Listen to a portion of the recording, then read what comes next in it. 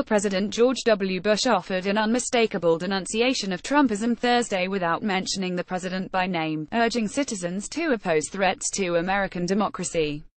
Bigotry seems emboldened. Our politics seems more vulnerable to conspiracy theories and outright fabrication, Bush warned in remarks at the Bush Institute's Spirit of Liberty event in New York.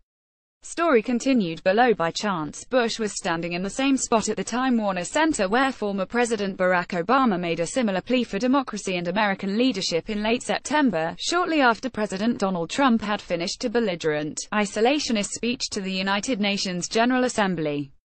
But unlike Obama, who campaigned intensely against Trump and has been taking sideways swipes at him since leaving office, Bush has said very little publicly about the current president, or about American politics at all. Thursday's speech, in which he detailed what he sees as the causes for Democratic collapse, the path forward and what were obvious references to Trump, even though, like Obama, he did not utter the president's name, was a major departure in a speech that called on a renewal of American spirit and institutions. Bigotry in any form is blasphemy against the American creed, and it means the very identity of our nation depends on the passing of civic ideals to the next generation. We need a renewed emphasis on civic learning in schools, Bush said. And our young people need positive role models.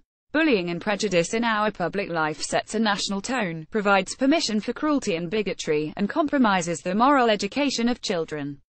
The only way to pass along civic values is to first live up to them, he said. By signing up, you agree to receive email newsletters or alerts from Politico.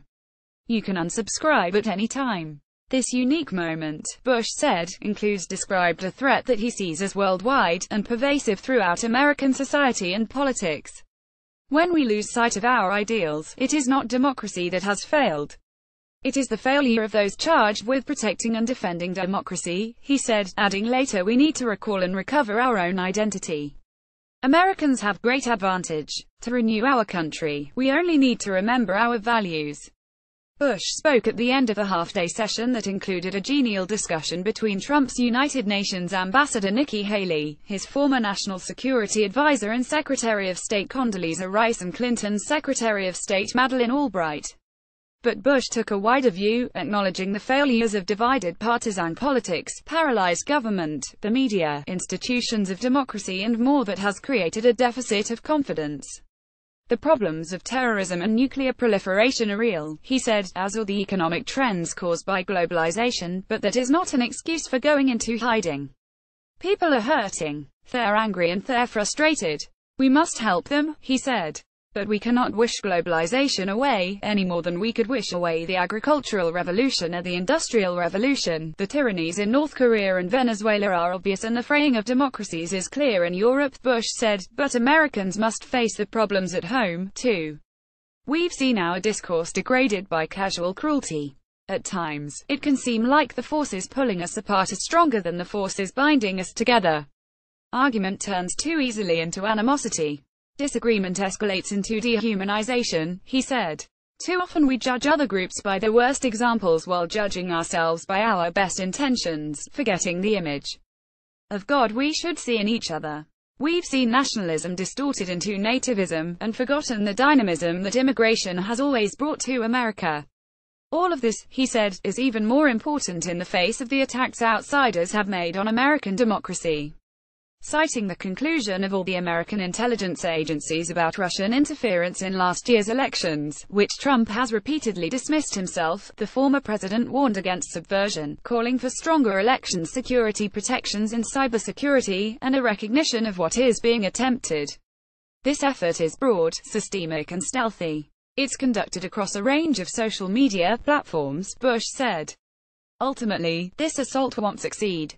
But foreign aggressions, including cyber attacks, disinformation and financial influence, should never be downplayed or tolerated. This is a clear case where the strength of our democracy begins at home. By signing up, you agree to receive email newsletters or alerts from Politico. You can unsubscribe at any time. Bush's speech comes 3 days after his former rival and fellow Republican, Arizona Sen. John McCain, delivered a similar attack on spurious nationalism and call to rediscover American ideals and American democracy in a speech in Philadelphia. Some of the phrases echoed each other. We live in a land made of ideals, not blood and soil, McCain said. We have a moral obligation to continue in our just cause, and we would bring more than shame on ourselves if we don't. We will not thrive in a world where our leadership and ideals are absent. We wouldn't deserve to. Bush's version: our identity as a nation, and unlike many other nations, is not determined by geography or ethnicity, by soil or blood. Being an American involves the embrace of high ideals and civic responsibility. That, Bush said, is why he has confidence that America will weather its current crisis, as he called on the examples of Thomas Jefferson, James Madison and Martin Luther King Jr. Self-correction is the secret strength of freedom. We are a nation with a history of resilience and a genius for renewal, Bush said. The American spirit does not say, we shall manage, or we shall make the best of it. It says, we shall overcome, and that is exactly what we're going to do, with God's help.